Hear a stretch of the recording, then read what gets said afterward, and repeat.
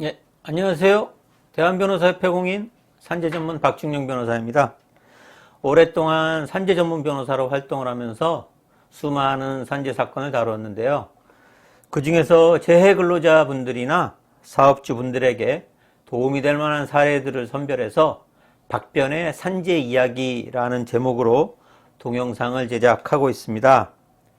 오늘은 그 56번째 시간으로 산재 사고의 발생과 산재 처리 절차라는 주제로 이야기를 해볼까 합니다.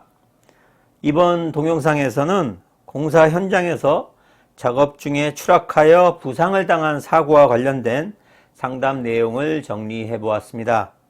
재해 근로자의 배우자가 전화로 간단한 상담을 한 후 사무실에 방문하여 직접 상담을 진행하였습니다. 사건 개요부터 간단하게 말씀드리자면 공사 현장에서 일용 근로자로 일하던 재해 근로자는 건물 2층에서 추락하는 사고를 당하였습니다.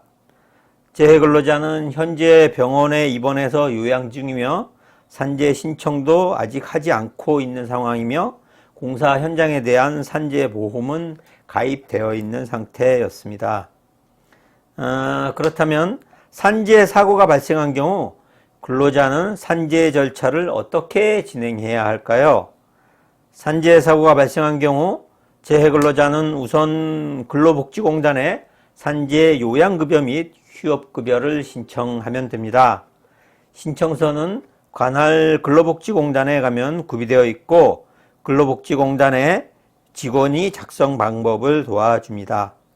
아니면 현재 입원하고 있는 병원 원무과에 가면 산재 담당 직원이 있는데 산재 담당 직원의 도움을 받아 작성하시면 되고 원무과에서 대행해서 접수까지 해주기도 합니다.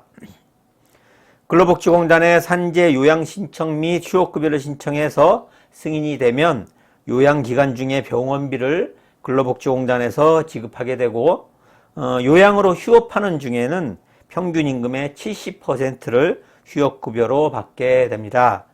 즉, 한 달에 100만원 정도의 수입이 있던 근로자라면 70만원 정도를 휴업급여로 지급받게 됩니다. 그러면 요양이 끝난 후에는 어떤 절차가 있을까요?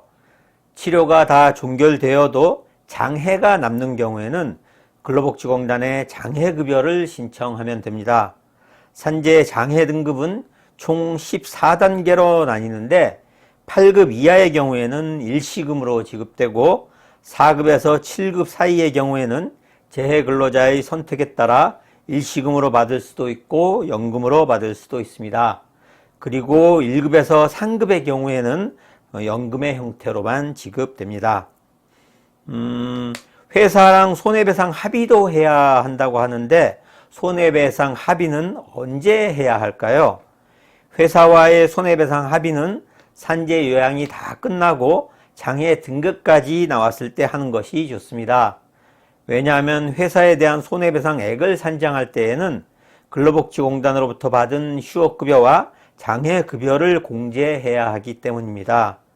그리고 장해 등급이 나오기 전에 합의부터 하게 되면 장해급여 신청이 거부될 수도 있기 때문입니다.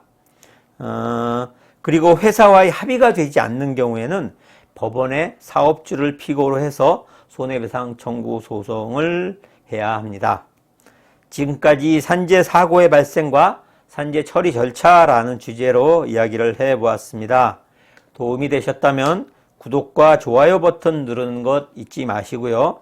산재 사고로 인한 산재 처리 절차 등과 관련해서 추가적으로 궁금하신 점 있으시면 상담 전화로 전화 주시기 바랍니다.